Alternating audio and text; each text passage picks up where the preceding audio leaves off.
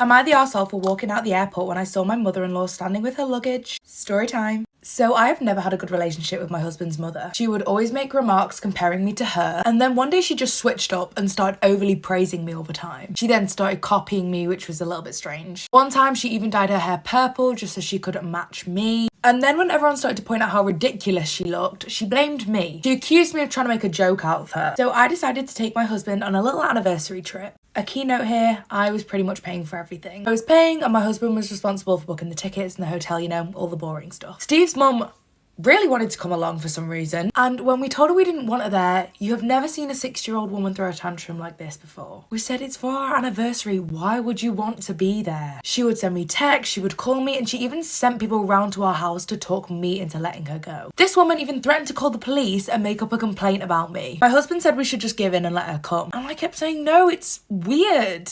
My husband Steve then turned round and was like, well, if she can't come, I'm not going. So one day he went round and he had a word with her. And after that, things got quieter. Suspiciously quieter. So the day of the trip came and I was so excited. When we got to the airport, Steve was walking ahead of me and he was like looking all around as if he was looking for someone. So I was like, who are we looking for here? And he just didn't respond. He then led me into the waiting area, and then that was where I saw my mother-in-law stood there with all of her luggage. I froze on the spot. I felt a cold wave come over me. Steve was hugging his mom, and that's when I quietly turned around and I walked out the airport. Steve was yelling at me to stop, but I was gone. He tried saying that his mum was there anyway now and that we shouldn't miss out on a trip like this. I said he was more than welcome to still go with his mum, and then I just got a taxi and went home. I cried into my dog's fur for hours. Turns out he had booked her tickets when he went round to talk to her about not going. He called me when they'd landed to let me know that they were there safe, but then went on to yell at me saying how selfish I was, that I'd ruined their trip. I couldn't be bothered arguing anymore, so I just put the phone down. But Steve then called my family and told them that I'd ruined the anniversary trip. Some of them are on my side, but a lot of them say that it's my fault and I'm in the wrong. I'm considering divorcing my wife because she can't get over her mom dying. Yeah, I know, everyone is fired up at the title and ready to tell me what an a-hole I am. My 36 male, wife's 33 female mother passed away 5 years ago from lung cancer. It was not a peaceful or easy death. Our lives understandably went on pause after the diagnosis, and we both spent a lot of time off of work helping care for her mother. My wife had pretty much a typical showing of grief at the time, cycling through the different stages. Same with our 3 kids. After she passed, however, my wife got really bad. I totally understand this. I can't say I know exactly what she went through because I haven't had a parent die, but I understand how devastated she was. For months after, she could barely function. I gently took over pretty much all the responsibilities in the household and with the kids. She had been attending grief counseling since the diagnosis and continued after the death. None of this is the problem. I endeavored to be as supportive as possible. She cried on my shoulders every night for months, and I just thought this was the worst of for the better or worse. The problem is that after 5 years, she does not seem any better or more functional. She stopped grief counseling about 4 years ago and refused to go again, stating it would not help her and nothing could. About a month before any major holiday, she'll have a major turndown. In bed half of the day, crying all day, does not want to interact with the family, does not have the energy to do anything around the house. This will go on every single day until about a week after the holiday ends. Every holiday is intense grief, just as much now as it was 5 years ago. October, November, December, and January, her mom's birthday month, every year are particularly bad.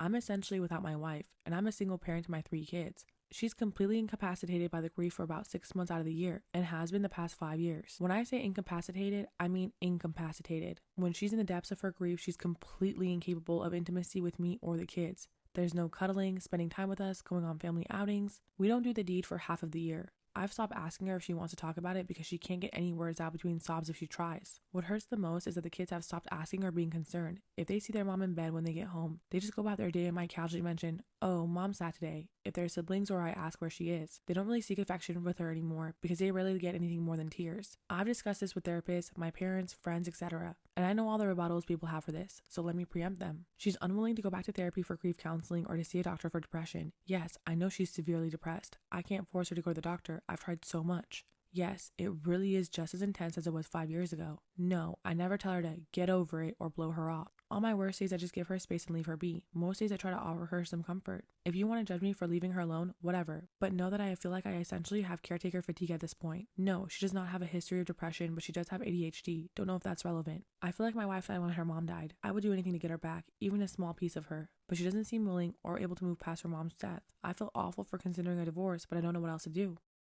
Tomorrow, I'm going to ruin his life. Story time. I've been with my boyfriend for 3 years now. We had planned on getting married when our lives had settled down. I love him more than anyone else in this world and I've sacrificed so much for him. I've moved away from home, turned down jobs, and it was all just so I could stay with him. I stood by his side when he decided to go back to school and I just gave him the world. Then he cheats on me. I found out over a month ago, but the scumbag got cocky. And I found out he was cheating on me with 2 different women. One of them is a TA at his university, and the other one is his best friend's girlfriend. I write this post choking back venom. I loved him so much, but now he will be the world I burn to nothing. So I pay for everything since he quit his job last year to go to school. I was more than happy to help. I make enough to support us both. The only upside of it is that all of his student loans are in his name and have no connection to me. It'll hurt to push the scumbag out to sea, but I'll survive. So I've held out for a month, which is enough time to plan what I like to call the day his world burns. So tomorrow we are hosting a party.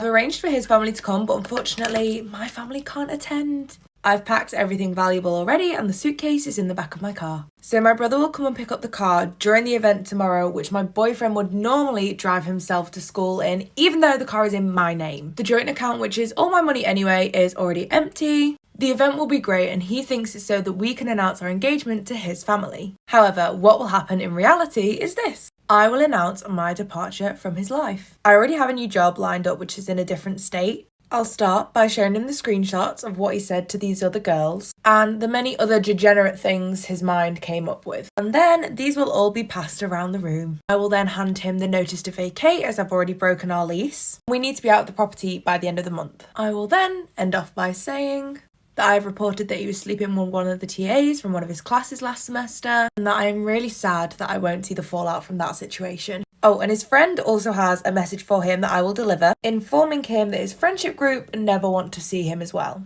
And with that, I will leave, and I will not look back.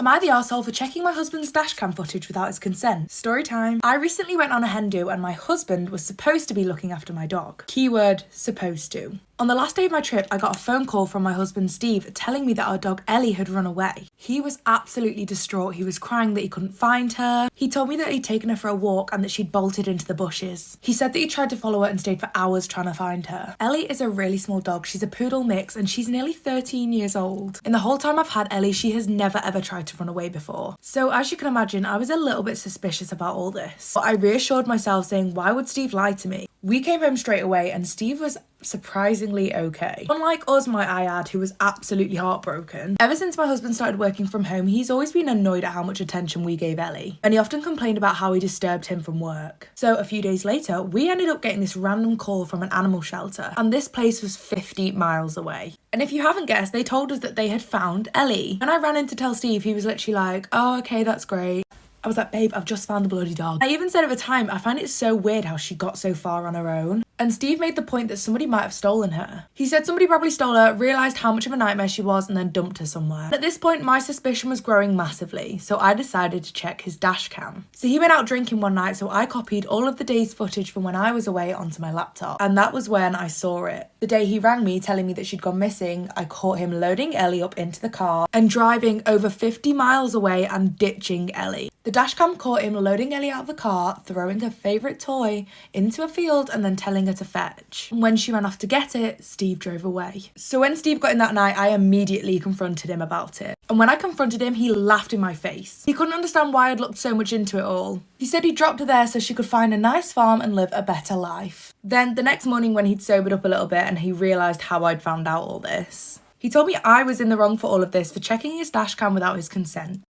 The deadliest mass shooting in Canadian history is the 2020 Nova Scotia attacks. Around 10 p.m. on April 18, 2020, police responded to a shooting at a quiet cul-de-sac in the small community of Portapique. A 51-year-old man named Gabriel Wortman attacked his wife Lisa Banfield in their cottage, set fire to their home, and confined her inside his car. However, she managed to escape and hid in the woods. He went on a rampage afterwards, killing 13 people in the area and burned down several houses, including his own. The original call that came in about the gunshots was from the wife of a victim. Unfortunately, the woman was then shot and killed as well while barricading a bedroom door to protect her 2 sons. Wortman then attempted to set the house on fire, but the 2 sons were able to escape. A third son of the victim said that he believed Wortman targeted his father first during the attacks because he knew his father owned rifles and would have been able to stop him. Afterwards, Wortman returns to his burning home and murders a woman living across the street who mistook him for an RCMP officer responding to the fires. The woman's children took in the sons of the first victims, and they all hid together for several hours while on the phone with 911 waiting to be rescued. Some more of Wortman's neighbors drove by because of the fire, and they were checking out the area.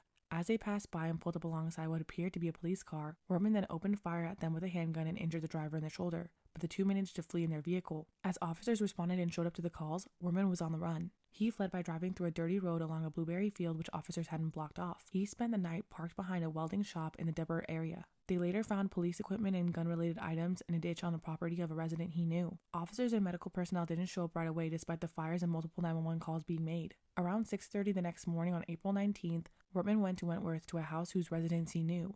He killed 2 more victims and their dog. He stayed inside the house for a few hours. No one knows what he was doing. During this time, police found Lisa Banfield, Wortman's wife, as she came out of hiding from the woods and fled to a neighbor's home to call 911 since Wortman had smashed her cell phone. She confirmed he was impersonating a police officer and provided a photo of his replica police vehicle. A bolo was quickly issued with this updated information around 8 a.m. to warn officers that he could be anywhere. The RCMP publicly announced that they were dealing with an active shooter at 8:02 a.m. and identified Wortman as a suspect at 8:54. As this was all unfolding, Wortman had set another fire to the house of the couple he murdered, then killed a neighbor who had been out for a walk and tried to help when he saw the fire. This is when he begins driving back on Highway 4. When around 9:30, he shoots and kills another victim as she's walking on the side of the road. He went to another house in Glenholm whose residents he knew, while armed and dressed in police uniform. However, the residents knew it was him and refused to let him in while arming themselves with a 12-gauge shotgun and calling the police. After many attempts to trick them, Wortman left the scene. Before 10 a.m., he performed 2 traffic stops on cars and killed their occupants. In a tweet posted at 10:17 a.m., the RCMP warned the public that Wortman was impersonating an officer and shared a photo of his vehicle. However, he was still on the loose and things were about to continue taking a dark turn.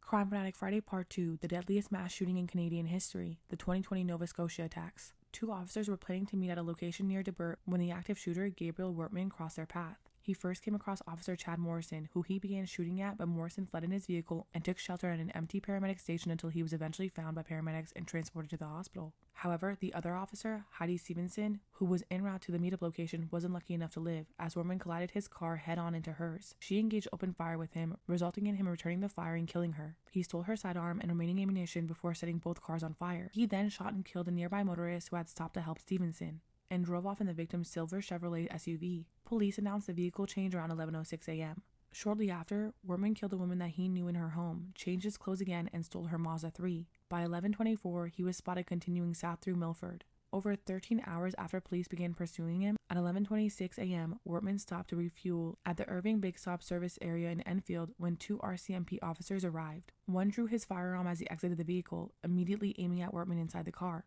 Wortman raised Stevenson's sidearm to his head and fired, whereupon the officers fatally shot him. Wortman was on his way to another home in Halifax to murder more people. In total, during his rampage, he killed 22 people and injured a few survivors. Although most of the victims died from their gunshot wounds, 8 of the victims' remains were found in the remains of structure fires. On May 1st, just 12 days after the killings, Prime Minister Justin Trudeau announced a federal ban on 1,500 make and models of military-style assault weapons and semi-automatic rifles. Later that month, the victims' families launched a class action lawsuit against the killer's estate, which was around $2.1 million.